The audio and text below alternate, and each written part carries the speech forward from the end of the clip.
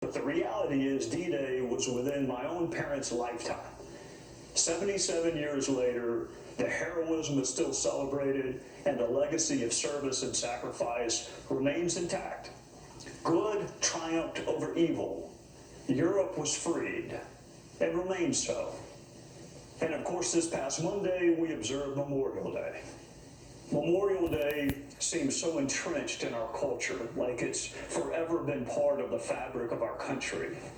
In reality, the federal holiday came into existence in 1971, although the sacrifice we honor on Memorial Day goes back to the foundations of our republic. It's come to represent many things: the unofficial start to summer, the end of the school year for many, time off from work for some to spend with family and friends. Others do have to work, and it's a good thing that we express our appreciation to those whose jobs require them to work on holidays. Memorial Day is associated in some of our minds with fireworks and backyard cookouts and swimming pools, and all of that's good.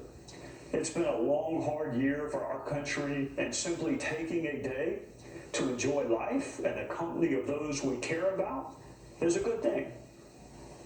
But the question remains. It lingers. It hovers.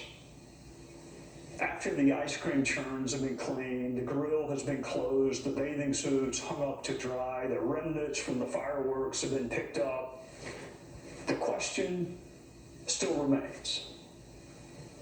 Memorial Day is the day we celebrate the sacrifice of men and women who lost their lives in war. Veterans Day is the day we honor service. Memorial Day is the day we honor sacrifice. The biggest sacrifice, the giving of your life for your country. And the question remains. The challenge of asking questions of those who are no longer with us is you have to supply both the question and the answer. And some may believe this to be futile, that it's pointless to ask questions of those who can no longer answer them, but I do not. I think there is a seminal question to be asked on Memorial Day and on this D-Day anniversary. It's a question really only for those who can no longer answer. And the question is simply this: was it worth it? To the men and the women who were killed, serving, protecting, defending this country for lo these 200 plus years, was it worth it? You may frame the question differently. Perhaps you would ask, are we worth it? Are we now as a country what you sacrificed for us to be? Are we as a country worth what you gave up? Have we become the country you gave your life for us to become? I understand the reluctance to dwell on matters like that. No one enjoys focusing on death. The finality oftentimes overwhelms us.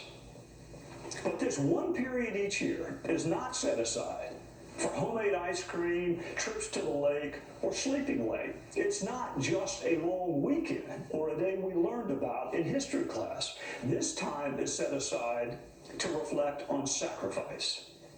So I don't think it's too much to ask for us to simply reflect on whether we have become, as a people, as a nation, as a country, something worth losing your life over. I do wonder sometimes what those women and men who died on behalf of this country would say. And I get the chance, as I'm sure you do as well, to thank soldiers for their service when I see them. And I've even had the chance, as I'm sure you have as well, to thank a few for their sacrifice as they suffered serious and grievous injuries. Almost without exception, their answer is the same. It was an honor to serve. Almost to a person, that's what they say. But they can say it. They can say it because they still have the gift of life. For those who gave even that, what would the answer be? When we reflect on the state of our politics, was it worth dying for? When we reflect on what has become of our First Amendment, Was it worth losing your life for? When we reflect on the divisions in our country, these divisions that seem so intractable at times, was it worth dying for?